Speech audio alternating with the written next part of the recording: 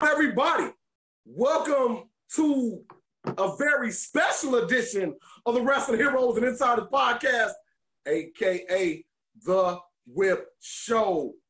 See, this episode is different because we're gonna go live. No net, no editing, just us and our guest tonight. So ain't no telling what he can say. I can't beep him out tonight. Normally our show is PG-13, but we're going to see what's going to happen. Well, you know what it is. I am Deshaun Whip Dog Whipple, and I am here with my tag team partner. Devastating Daryl Pace, again, live from a multitude of locations, right? Live via satellite, man. Our first time ever. I'm so excited. We've never done it before. Now, Daryl, I got to ask you, you were the one that wanted to go live, but you know our guest is liable to say anything tonight, man. He's liable to say anything, man, but I wanted it to be raw, right? I wanted it to be uncooked, you're right? I wanted it to be unfiltered. And if they take us off the air, if we get banned, then so be it, but we have to let this man loose. Let him tell his story like never before. And I want anybody to say it was filtered, edited, cut, anything like this. We're live, unsanctioned. All right, man. If you say so, let's go ahead and do it, man. Well, I want to introduce our guest tonight. He was on season 1, and he was one of the most highest rated episodes that we had. Damn. From the Samoan dynasty, from the Samoan lineage. And this man not only can kick your ass, he knows a good bottle of vino. Can we give it up for my guy, Toa Maivia? How you doing, man? Oh, my God. What a hell of an entrance right there. Thank you very much, brother. Guys, it's great to be back on here again. My God. And speaking of the whole vino, yeah, we had to start up immediately once we started going live here. This is going to be awful. You sure? I had to ask myself, you sure that these guys want you back on here? It's just going to go terribly, terribly wrong. I don't want y'all getting cut off the internet. I mean, God knows there are worse things on internet than us. But at the same token, well, you know what though? I'm glad you said it because truth be told, the first time we had you on there, we were just trying to understand your career. But we know you now, so we can just kick the Willy Bobos and just talk it out. You know what I'm saying? Yes, sir. Yes, well, sir. First things first, how you been, man, since the last time we talked to you? Because of you, we were actually able to have a season 2, man. So how you been, man? Thank you for that. Well, shit, I didn't even know that when you said that it was the highest rated, whatever. I first of all, I'm like, wait a minute, these guys are just blowing my spot here. I don't know what we're talking about here, but I'll tell you, man, I enjoyed the last time that we were here. I'm really, really happy to be back again. Honestly, everything's been doing pretty good right now. I'm just chilling out and getting my own moves making between education, doing music, my kids, life. I mean, everything's been doing good, man. I can't really complain about a thing. Man. Yeah. Now, last time we talked to you, we were in a pandemic, and then we thought we was getting out of it. Then we started having spikes again around the country, man. So I gotta ask again, how are you handling all the pandemic stuff? Okay, so we've set up a private room at the house where I can, kind of sit there in the corner and weep myself to death and kind of rock back and forth and just hope that everything's going to end and, eventually the hopey changey thing's going to happen. Who knows? No, in all seriousness, everything's been really good. My family's holding up. I'm holding up. We're doing all right, man. Despite the spikes that are going on in our state, like right now, this tree behind me, I'm over at my family's house over in New Jersey. For everybody out there who speaks Spanish, nueve jersey. No, don't listen to me. That's a lie. But anyway, so here we are in New Jersey. But back home over in North Carolina, obviously, if you look at the stats right now, everything's still in the incline. There's a lot of debates going on right now where people are either doing what they're supposed to or they're not doing what they're supposed to.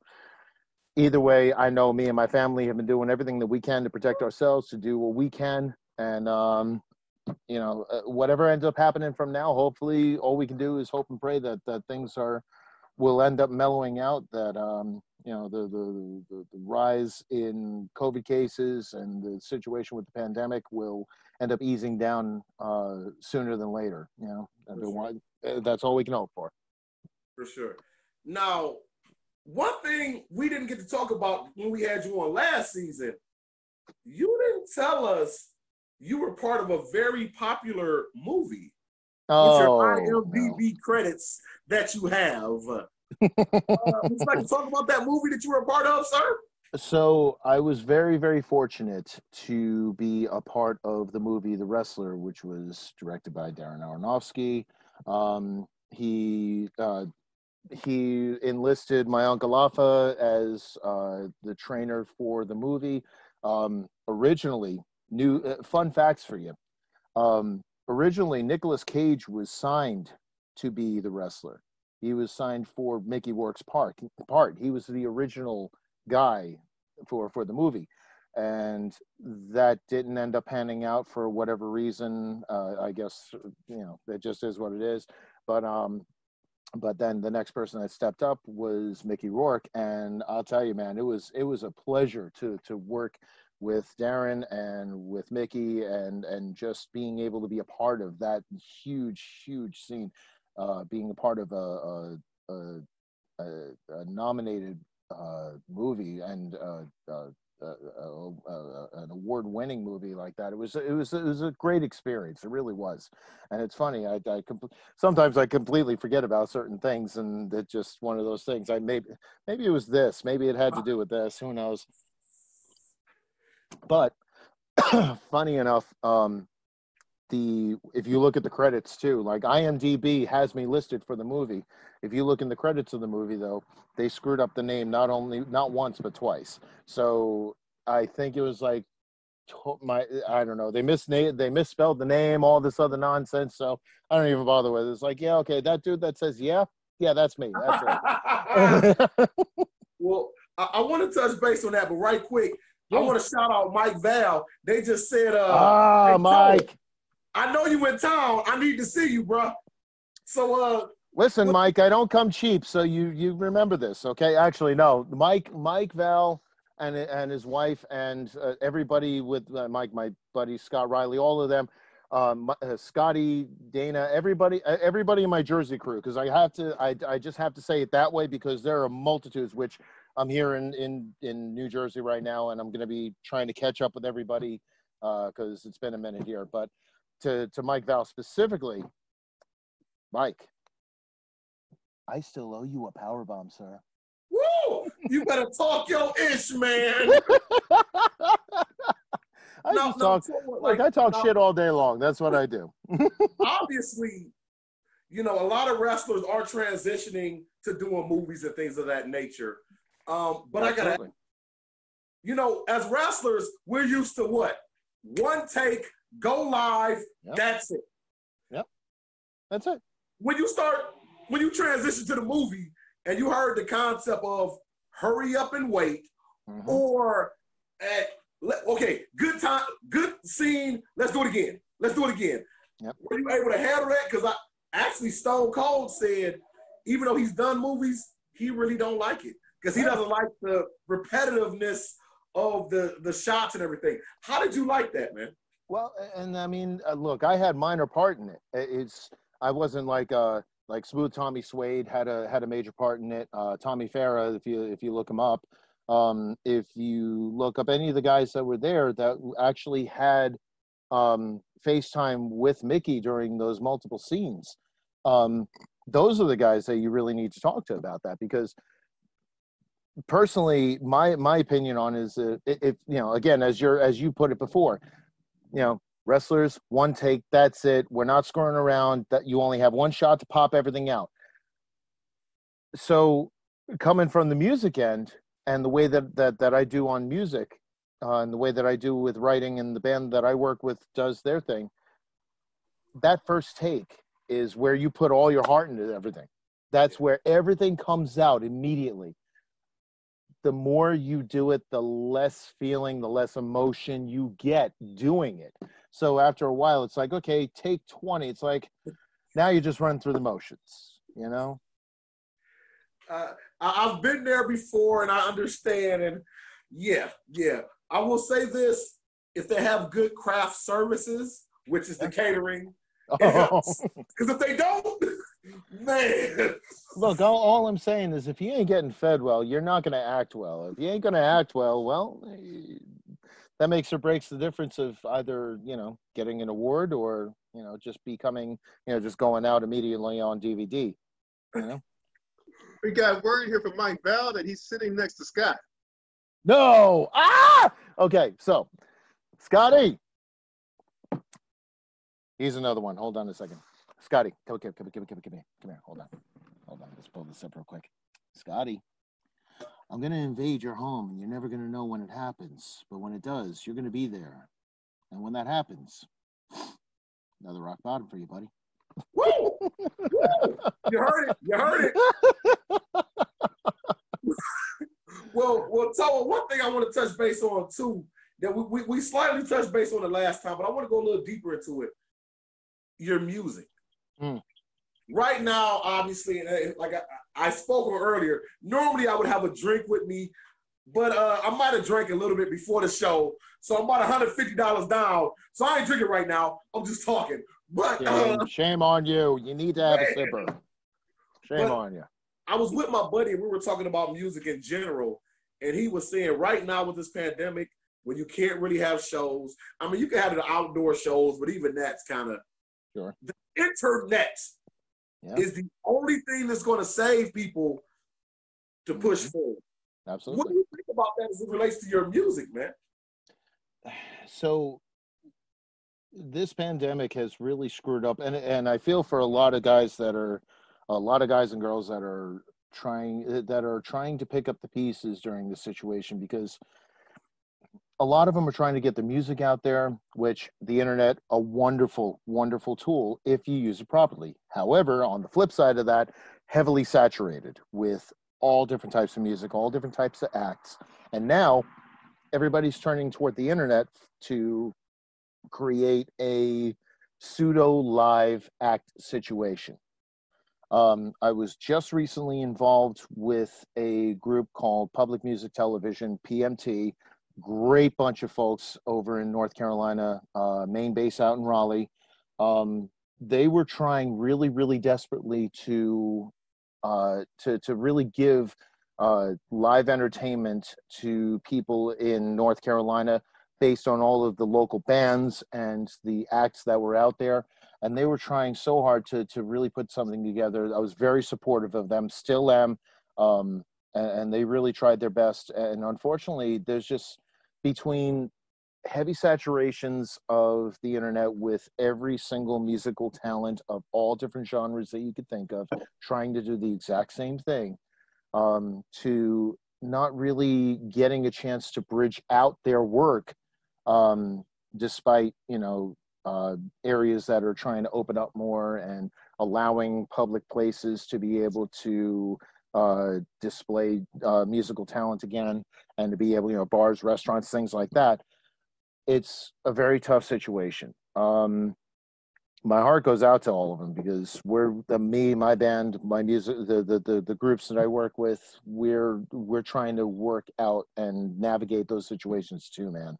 And I have I have to say that to every person that's trying to get their music or trying to get anything when it comes to performance art out there to the public, keep doing it. Keep pushing, keep doing what you're doing, because honestly, we all need it right now. Everybody needs a damn distraction with everything that's going on around us right now. Keep doing what you're doing. We're doing it.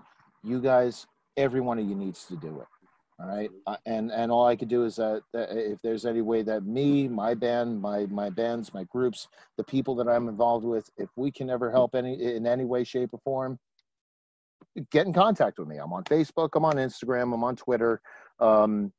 Just find me. Let's see what we can all do. Because, man, we are all in a collaborative effort to make things happen here. And right now, we all have to shift based on what the situation is right now. So let's make it happen. For sure. And I agree. Oh, go ahead. I'm So, sorry, Daryl. I'm just gonna throw one in, Tor, getting a question about the tats. What's going on from the Samoan family? What's up with the tats? And do you have any Samoan heritage tats? Can you tell us about the inkwork? Wait. Oh, the tats? Yeah. Oh, so okay. So here's the thing. Full disclosure, this is not all of the stuff that's on this arm right here to start is not traditionally done. However, everything that's been done on this arm, anything that's been done on my body has been done by a very good friend of mine here in Atlantic Highlands, New Jersey. His name is Tattoo Tony Rodriguez. His shop is Under My Skin Tattoo. He has been doing this. He's been tattooing for 25 to 30 plus years. I mean, he learned the old school ways. He knows exactly what he is doing. He is one of the best out there now. One of the most well known too, because I mean, this guy used to tour with Bret Michaels of Poison. He's been working in Jersey and worked all over the place for multiple years.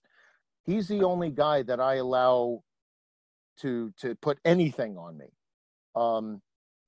With that said, he's also the guy that has done a lot to study the Samoan style of tattooing and also the patterns and the designs that have kind of built up over many, many, many years. So Tattoo Tony Rodriguez, he is the absolute shit. And that's as simple as I can get. And he's a guy who not only is good at what he does, but he also continues to learn and educate himself to be able to become better.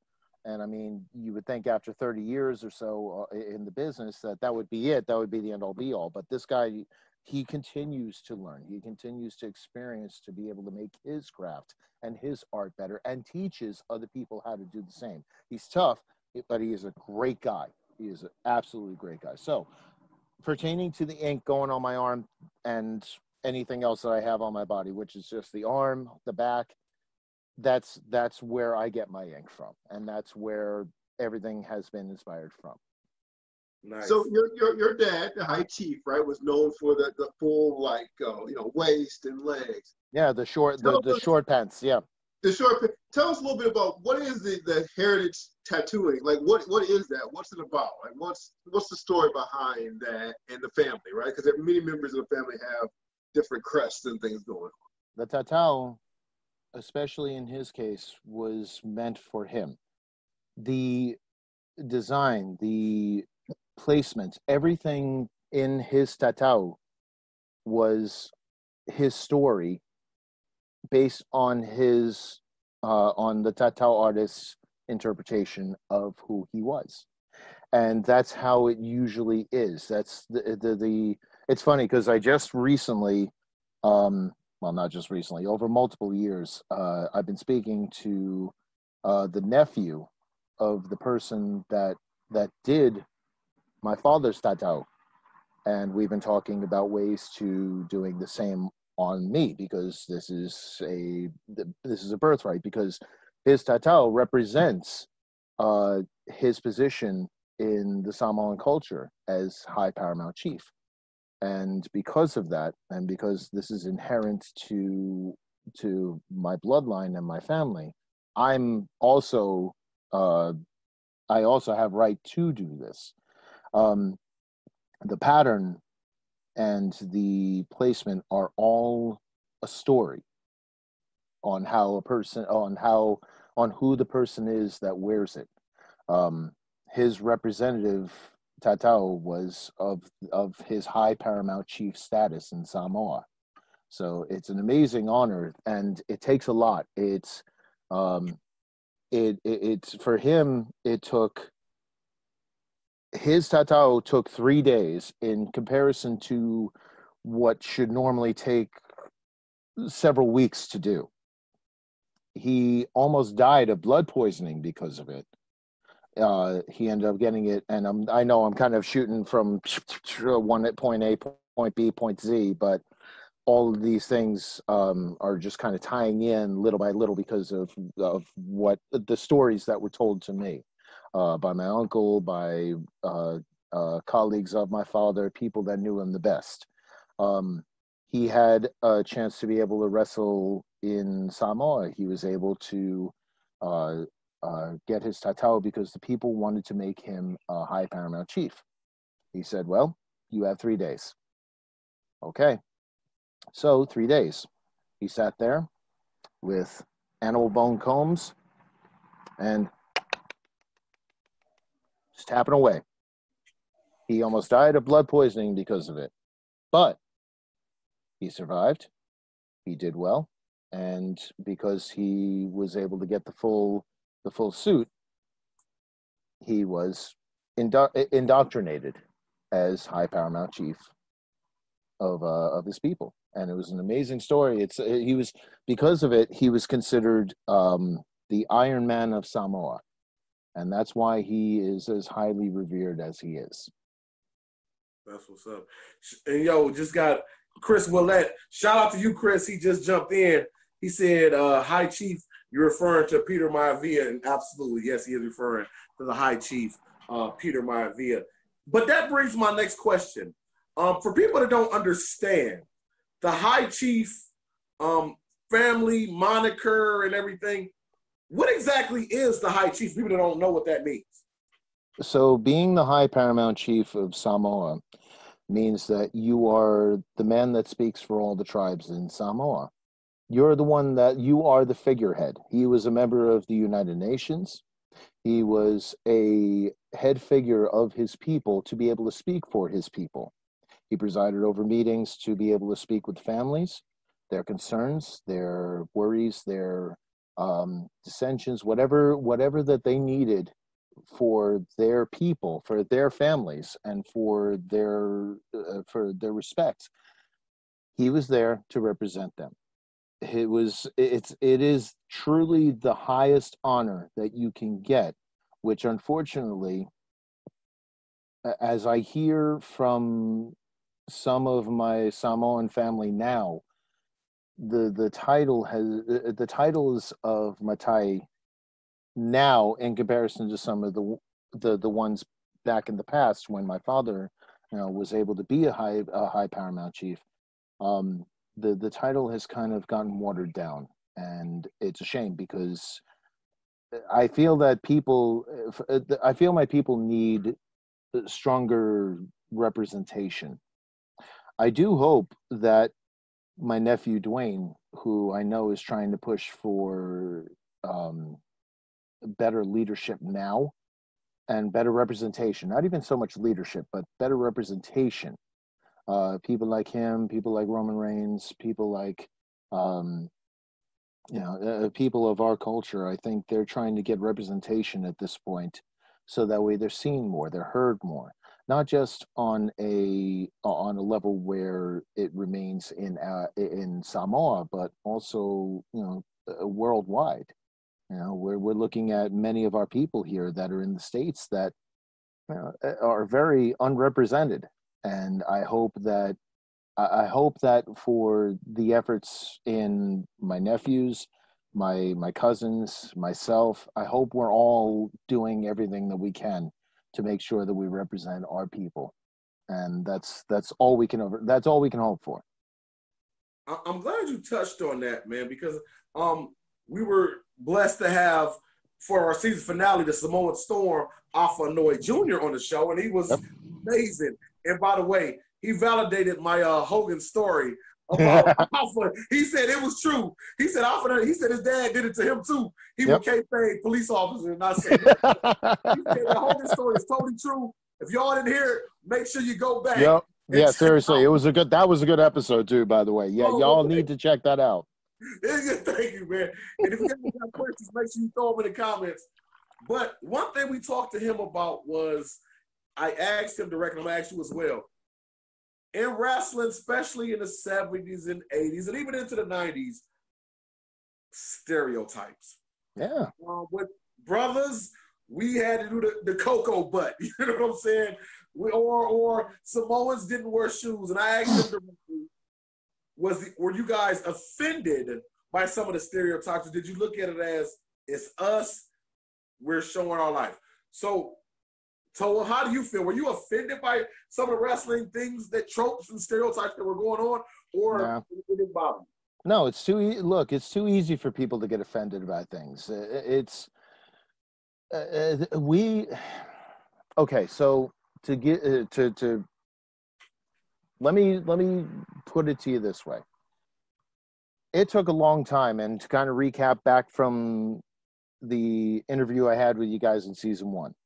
Um, it took a long time for me to get acquainted with my family on the Samoan side. So nothing really offended me then. And even getting to know my family and knowing more and more about my heritage, my culture, and everything else, and then seeing all these different things that everybody stereotyped.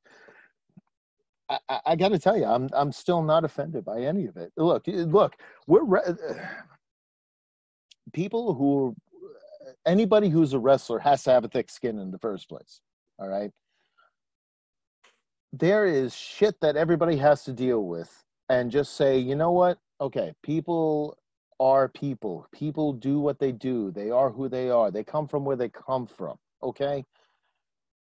To get offended as a person dealing with all of this stuff and having an image thrown out there, you know what? I can't say that I'm offended because it helped us, it helped our people to be able to get out there as even as a frontline image, as first image, right there for people to say, oh, these are these people, this is how they do this is how they do that. And then eventually you see over many years an evolution. People grow, people tend to do things, and it doesn't matter what culture, what heritage, what race, what anybody does. The main thing is evolution. So yeah, maybe we don't all wrestle barefoot anymore. Okay, and I'm speaking on the Samoan end. Maybe we don't wrestle barefoot anymore. Maybe we don't wear the loincloths or the grass skirts. Maybe we don't do this and that anymore. But it doesn't change who we are. We're just evolving, just like everybody else. So that's hopefully that answers that question. And respect to that, because I totally agree. You go, like you said, you go from back in the day, the Samoan SWAT team, to what we got with the Usos and Roman Reigns now. You know what I'm saying? So I totally agree with that. But another thing we talked to Alpha Jr. about, we asked him about, Daryl asked who was the toughest, and was it true that you boys, y'all not against a good Donnybrook, if you will? I messed with you one time on Facebook and said, I can tell you like a good drink, but I can tell you're not scared to throw them hands either, man. So would you agree with that you like to enjoy a good, fun situation as well? Now, before you answer that, I'm going to jump in for 1 second. Okay. 1 second. I was wondering when you were going to come in this. I'm jumping in now. So when it comes to these podcasts, reviews, whatever, we hear a couple names. We hear Harley Race was a tough man. We've heard Dynamite Kid was a tough man. Yeah. Then we hear Haku / anyone from the islands. Now, what they're basically saying is Haku and the Samoan family are the toughest people in the business, outside maybe a couple other people. To Deshaun's point, are you living up to that namesake as the toughest man in the business? Like, how do you guys just get, so tough? Like, it's not about being tough. It really isn't. It is about being humble. It's about when certain occasions arise, you have to act accordingly. And admittedly, there are multiple members of our family that are just straight up badasses. I'm not going to lie. But in general, we're pretty easygoing people. Don't hurt us. Do not. It's not even about us. Don't hurt our own. Don't hurt our own. Don't do something that's going to affect the way that we see you, because we want. Excuse me. Personally, I'll speak on my own behalf. I try to give 100% to a person, meaning that I will give you 100% of me and I will give you 100% of trust in who you are as a person. And either you are going to screw that up, or you're going to validate what I feel about you. When you don't, then I know that I need to be guarded. If I have to guard myself, that means that I have to make sure that if you're going to do anything toward me or toward my own, that you're damn right I'm going to make sure that it's going to be mine and ours before yours. But in the beginning, you will always get 100%. It is up to you as of how you take that 100%, and it's up to you as of how you act accordingly to that. So to kind of tie in the rest of my family, some of us are hellions, some of us are not. Some of us are a little more, some of us are savage, some of us are a little more reasonable. Either way, it's all or nothing. We'll give it to you 100% as long as you give us 100%. If you don't, well, then we'll know you for your true color. And that's it. Y'all heard that. I didn't have to say it. You heard it from him. But by the way, Freddie Gordon Jr. just says he has a mean chest slap.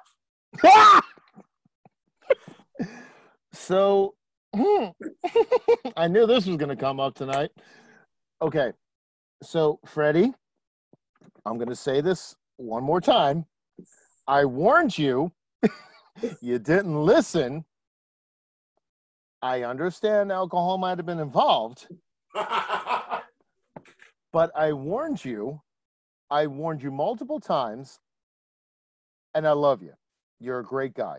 You are, and I can't wait to see you next Sunday. And yeah, that's going to happen. We're going to see each other next Sunday. I got to meet him. Quick story on that. I got to meet him last Sunday. So one of my friends I got to hang out with when I first came back up to Jersey to hang out with family, with friends. Excuse me. I got to hang out with a very good friend of mine, old friend of mine from high school, Darian Barnes, who played for the Tampa Bay Buccaneers. He got a chance to be able to play and win in the Super Bowl, and I believe that was 2003. And him and I have been friends for years. I got to hang out with him and his wife and his kids, and they're a beautiful family. And I got to meet Freddie. Freddie, cool guy. Really, really nice guy. And I'll tell you, Freddie, I cannot wait to see you again on Sunday, man. Freddie loves wrestling. He is a through and through wrestling fan. And I turned around and I told him, because he was talking about Roman Reigns and he was talking about Dwayne Johnson. He was talking about all these people. I said, okay, so I'm going to tell you who I am. I'm going to tell you my family. I'm going to tell you who this, and this is. And one thing led to another, good food, good company, a little bit of this. And he wanted a wrestling move done. Oh, man. You know how that is. So I asked him several times. I was like, the only thing that I can do based on the house situation, I was like, I can give you a chop. I said, you sure you want to do this? He's and things got silly that night, and he felt invincible. Okay, all right, you sure you want to do this? Yeah. All right. So he got a chop, didn't feel it, and he got a chop, and he superstarted completely.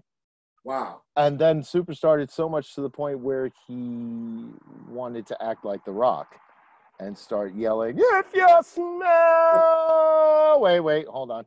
Ow! So he got a couple of more. Freddie, shout out to you for taking that big chop, dog. And he was good up until the next day. And now I have people wanting to kill me because I almost killed him. No, I didn't almost kill him, but I knew that he was going to end up growing a third nipple at that point. Yo, Bret Hart one time said, one of the realest things in the business Is them slaps. Yeah. Them chops. Yeah. Yeah. And I mean, I didn't exactly go Chris Benoit on his ass, actually. I could have, and then that would have went where it would have been from here all the way to here, and it would have been like this. And knowing you, sir, you know what this means.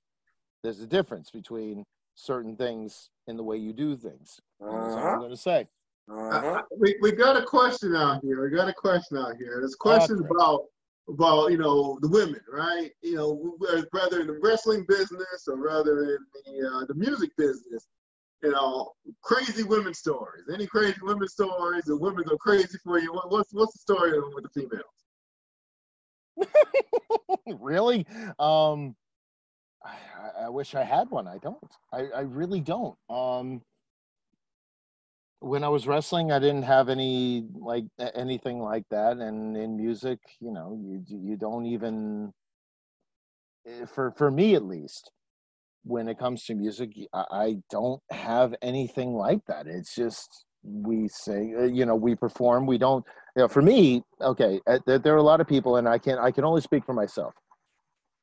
For myself, there wasn't ever really anything like that. There was no, all these women and all this. No, there was none of that nonsense. And if you're working in the independent circuit, you might want to be careful as who you're around at that particular situation, I think I just touched a nerve. Hey, yo, Daryl, that's a whole nother show, baby. Because what's going on right now, we're not allowed to talk about it because everything is going on.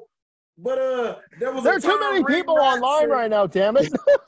There's a term called ring rats. We'll talk about that a whole nother show. Oh, man, I was trying not to do that. I was trying not to go down that route. We ain't trying to get in trouble either, so we gonna go somewhere else.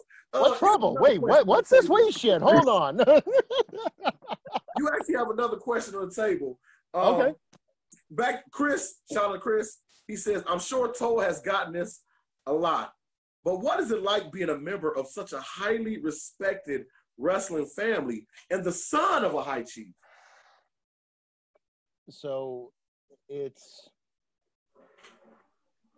an honor, and it's the whole blessing and curse thing.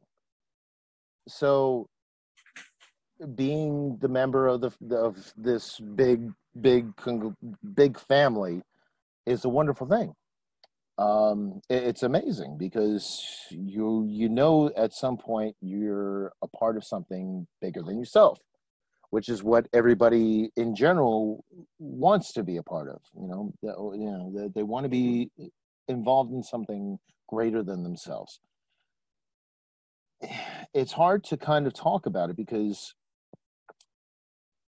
in all honesty, and I think this is actually this is only the second time this is the second time I'm saying this, because the first time that I've said this, I've only admitted it to people close to me. I never really thought about it, and I didn't because my father passed away very early in my life. I lived a different life from the rest of the Samoan family, but I got to tell you, from where I stood in my life and where I grew up, how I grew up, I'm thankful for it.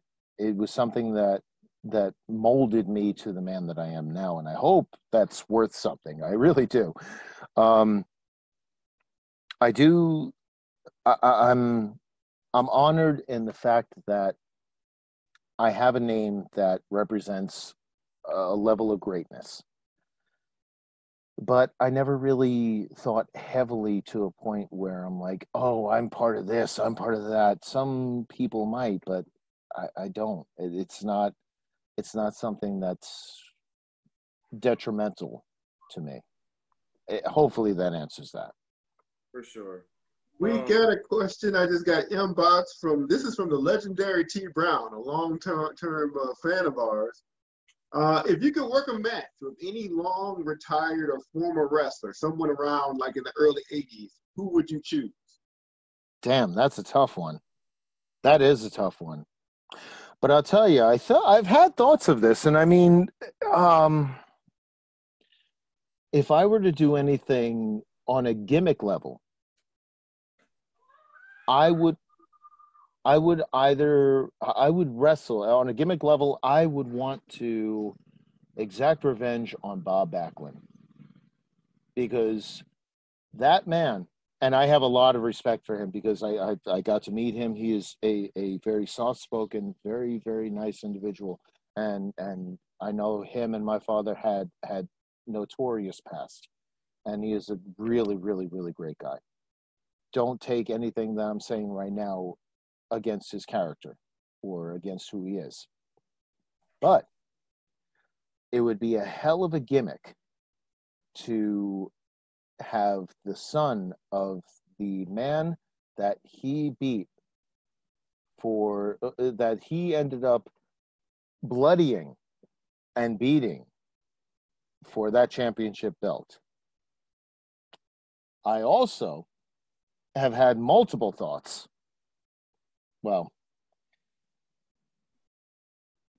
I could say where I want to go with this, but if I did it, we'll say that it would give away an amazing angle that if I were to ever step in the ring again, would be implemented so beautifully that even Vince McMahon would pick up. And that's all I'm going to say. With that being said, you just triggered a new segment for us that we're going to carry on for the rest of the season. Am I on season 3? And I'll give you credit for that. But you just triggered a new segment. I'm going to call it Book Yourself. Oh. If you were in WWE, AEW, wherever, right now, what would you do if you could book yourself on the top of the card with somebody? Give me a 3-minute storyline with the person and what you would do. Oh shit, that's a good one. That is a very good one. You've been thinking about this one. I could tell. Yeah, it's just the booking that I would have to say would be okay. So, I think the best angle that could possibly work, given that you have Dwayne in his spot, you have Roman Reigns in his spot, you have the Usos in their spot. If you notice a pattern, just in the Usos, in Roman Reigns, they're all Anoa'is. Without getting too far into a detail, all I can say to you is, wouldn't it be amazing if the son of the one that brought all of the Samoans, all the Polynesians into professional wrestling glory was the one that stepped up and took it back over? I like it. I like it. I like that. I know what, something about that. In our lifetime, we've seen the nation. We've seen, we've seen Hispanic groups, Latino World Order. We've seen the nation. But we haven't really seen, and we have, like, all this talent, the Samoan talent, but they've never had an opportunity to really, and I'm thinking it's political, right? Because you got a lot of great talent, them all grouped together. Anything in wrestling is political. You know that. But we haven't seen that. Like, and we have a whole family with all this talent. Why have we not seen that group? Well, so wouldn't it be amazing to have let's say, a real, true family feud? The difference is that you've obviously seen the expansive amount of the Anoa'i family, right? But there's only one Maivia right now that's in representation. So, would it not be amazing for the Maivia to build the following that he needed, which would ultimately bring up a lot of Polynesian wrestlers that are in the indie circuit, and really build some amazing feuds and some interesting movement for multiple Polynesians from the indie circuit up to the mainstream. That's just my thought on it. But I like it. I like it. And I'm glad you touched on that because they're, like you said, there's a multitude of Polynesians, and they're not just in WWE. They're everywhere. They're New Japan, Ring of Honor, everywhere. But I gotta ask this. I know the answer, but I want the fans to know. Not gonna say unfortunately, but all these years, whenever there was Polynesian wrestlers, everybody always assumed they were automatically related. True or false? Sure. There's Samoa Joe, and they always put Joe on an island of his own. Mm-hmm. Is there a relationship at all with Joe, or no? I'm saying yes, and I'm saying yes because if you're a Samoan, all right. Now listen, the thing about being on a tiny chain of islands in the middle of the Pacific Ocean and having all of these islands in the middle of nowhere, all of these people built relationships with each other. They have some sort of common bond with each other. So I don't look at it like, for me, I don't look at it as, who's your family? Who are you related to? Who is your... No, we're all related. We are all family. Now, when it comes to, relationships and all that stuff, I'm not even going to get into that, because, again, tiny chain of islands. But the long story short, and that was the joke part, I don't consider any member of the Samoan culture, the Tahitian culture, the Fijian culture, the Tongan culture, all of us are supposed to be family, because we are such a small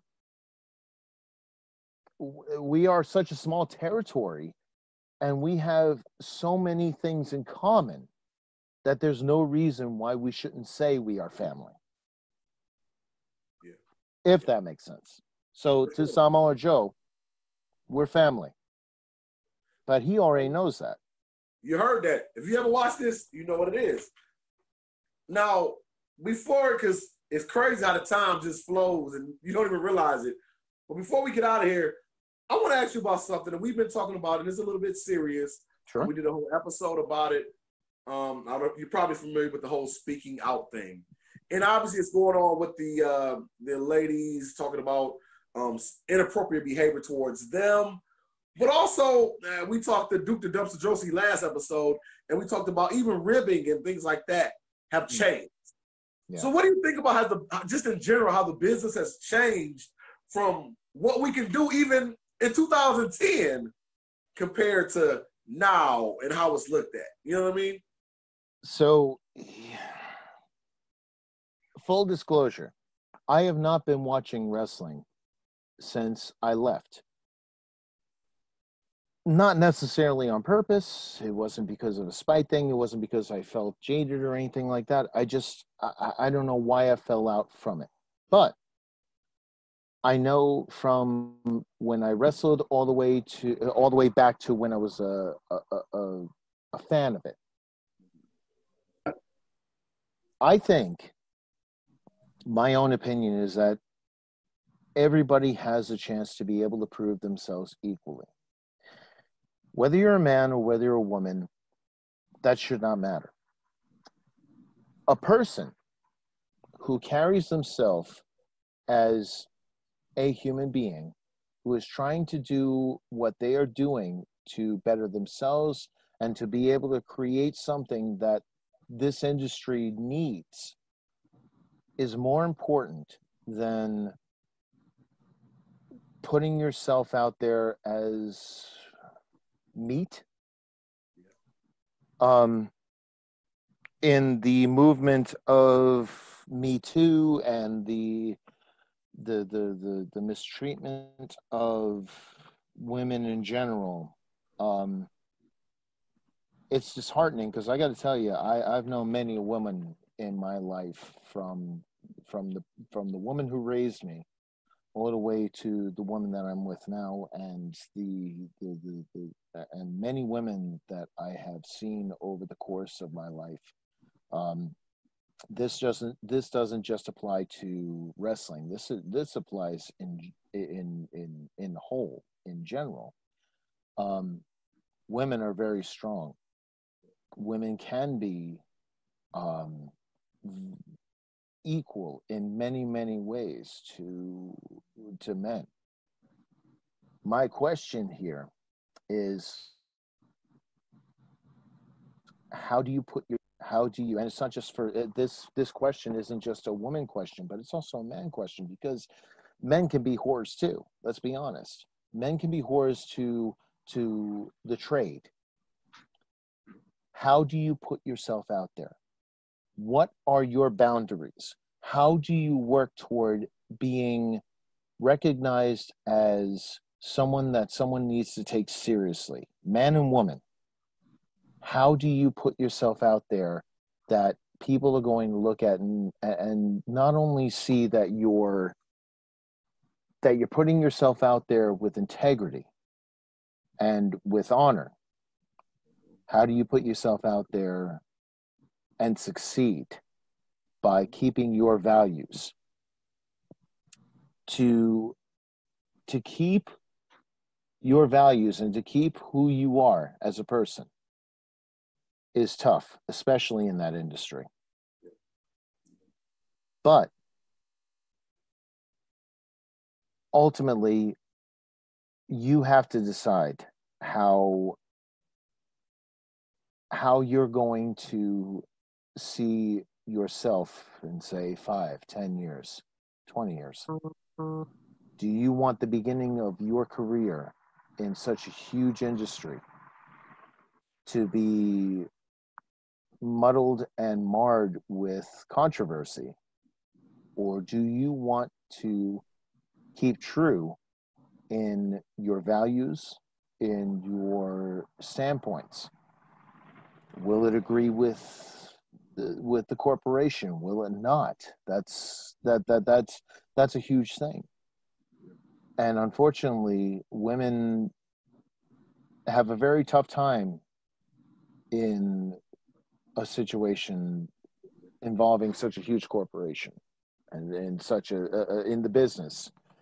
And to the women that are trying to make something of themselves, and I have to give a shout out to one particular one right now, Mercedes Martinez. I have known Mercedes Martinez for years. She is, without a doubt, the real deal. She has busted her ass for multiple years. But if people don't know who that is, let them know if you can. Mercedes Martinez has been a superstar in the indie circuit, and she is now a major force in NXT. And you need to pay attention to her, because that woman has worked her ass off to become the star that she is now. And she really needs to be put in a position where she's doing more than just being an NXT star. She has worked her ass off. This is a person that should represent the company. And you know what I'm talking about, Vince. You know what I'm talking about, Hunter. This person has really, she has never compromised who she was. She's never changed the person that she has ever been. And I got to tell you, I would love to see more people, more women like her in this industry, because it's an amazing thing to see someone like that. And it is someone that could guide a lot of new talent, both men and women, into this industry now. Agreed. No, now that I've talked like a shit ton on that. I'm glad you said that, man. But that is absolutely true. People, and that's a very important thing. A woman that is true to themselves and still rocks in the business and do what they do. Like even right now, to talk about the current product, We got Bayley and Sasha Banks are the tag champions in a time where it's a pandemic, and you got nobody's even really watching wrestling right now. The ratings are low. But those two, well, because there's nobody watching live. There's nobody able to go to an event. Right. And that's where they count the ratings. They're the only people that are drawing any type of ratings out of all the guys. You got great guys, but it shows. It definitely showed you something, man. Yes. Well, it looks like Daryl got tackled in the control center. I don't know what's going on over there, man. Yeah, Daryl, you okay over there, man? What happened? Oh my God, he got speared. Is Goldberg on set? Shit. Who attacked you, man? Oh, I'm here. You okay? Security, live TV, guys. Live TV. Things happen here. It's terrible. It's terrible. We're breaking the system down. That's it. Please do before we get out of here for our first ever live episode. Well, you know what? I have to ask the question that, that's often asked because, you're here, Toy. I know you talked a little bit about it on our other show, but since we're live, questions out there. What is your relationship like with The Rock? You guys hang out? Do you talk to each other? What's the relationship like? If you want me to be honest, we have no relationship. We haven't even been able to talk about anything because he is, number one, he's a busy man. He's obviously doing a bunch of shit all over the place. But the second thing is, and his mom and I talk whenever his mom has the chance to be able to talk because she jet sets with him and makes sure that, he keeps on the straight and narrow. So it is what it is. Would I love to have a relationship with him? Absolutely. But life is what it is. And no matter what, he is the man that he is. I am the man that I am. And we continue to live life the way that we live life. So hopefully that answers your question. If not, then I'll try to elaborate a little bit more. I think that was good, man. Well, before we go out and get out of here, and once again, as always, thank you for Toa, because you're great every time. Normally we ask the guest about their mark-out moment. That's Daryl's thing. But we talked about that with you last time. But I'm going to say I had a mark-out moment today. Okay. After we had you on a show last season, and we had Alpha Jr., we got a message today. And I don't want to say his name wrong, so I'm going to spell it out. Vaitanoa, Lloyd Anoy. How do you say that? That's my cousin Lloyd. He is LA Smooth. And he says, and I'm going to tell you, I inboxed to Daryl. It said, good show. Good show you guys have, Oos. At that moment, I marked out. I said, oh, my God, Daryl, we're unofficial members of the family, man. He just called us Oos, man. Yes. That's what I don't need nothing else. Well, the show was over. You already know. So the good thing is, okay, so LA Smooth, he is a great guy. He is all heart. He is a good wrestler. He is good when it comes to psychology. Being a psychological wrestler, he is a great guy to be around. And I'll tell you something. And I'm going to say this, and I hope that he's watching this. If he's not watching this now, I hope he watches this later. I miss you. I miss your family. Message me when you can, so I can give you the number and let's talk. But I think for you guys and the stories that he has, I think that you guys need to have him on your show next, or at least at some point. I know he has some amazing, amazing stories. I know from his background and where he's come from and what he's done, I know he can tell you a bunch of stuff that you guys would mark out for. I know it. Sounds good to me. All right. Well, Toa, thank you. No. As always, we have a great time with you, man. Look, and I know it's just through social media, but besides this whole wrestling thing, you're my guy. You know that. You know you're my guy, man. No, likewise, man. And I really appreciate to both you and to Daryl. I really appreciate you guys having me on the show. This is I enjoy being on here. This is fun. This is a lot of fun. And you know, if there's any way that I can kind of help with you guys and what you're doing, because you're doing a great thing. You really are. You're bringing to light a lot of people in the wrestling industry that really need to be brought out. They need to have a voice. They need to be able to talk about these things and have these conversations with people. And this live performance is amazing, because this will give people a chance to be able to ask questions, to be able to really dig into the meat of what people want and what people are want to know about the business, about how they came about, how they do things.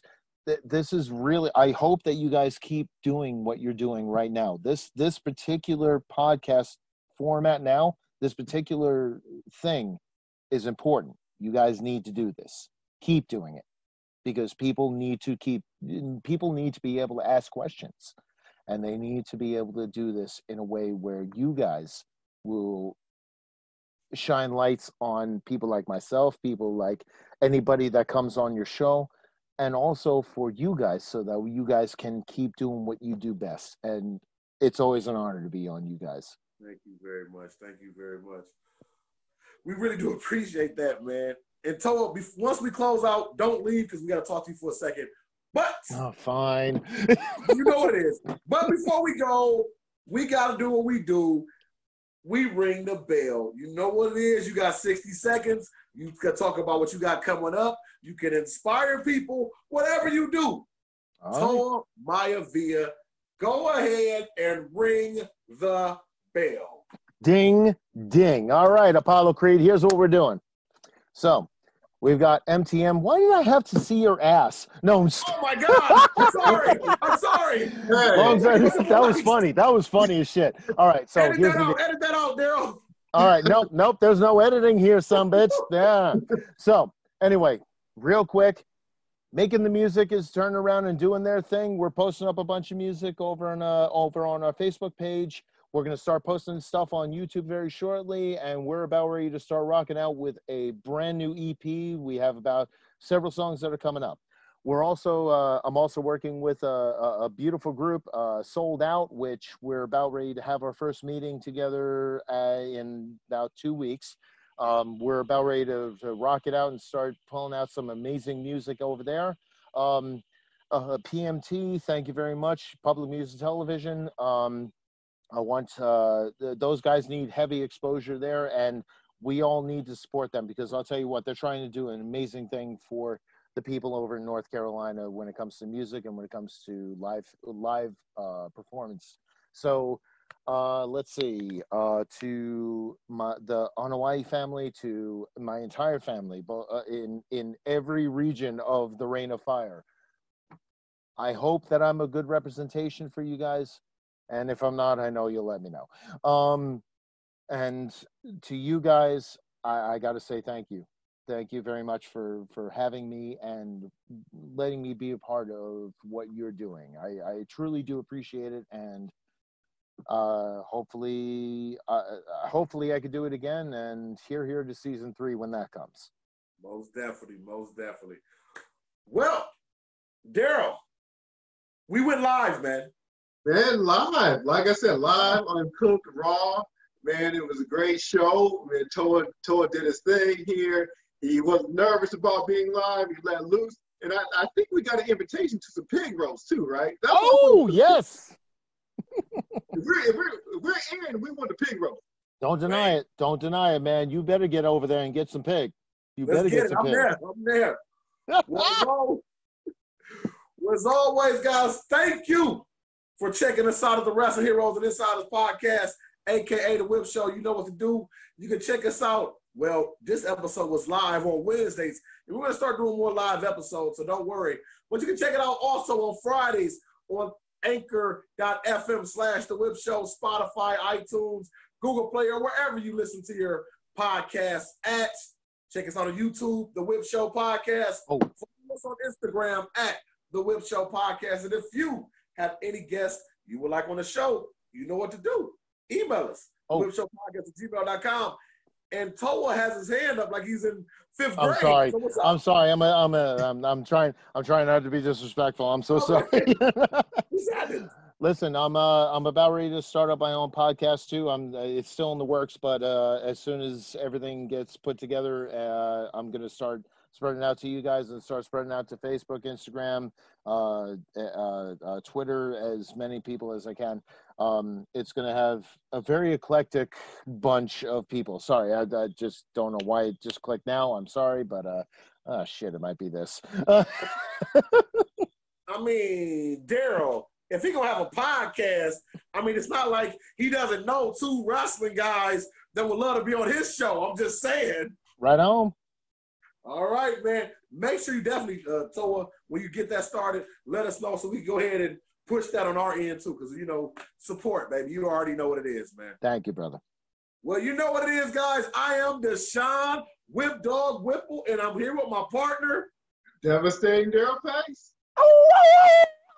Talk to him. And we had Toa Maivia. You know what it is, and we will see you next time on the Wrestling Heroes and Insiders podcast, a.k.a. The Whip Show. Take care, guys.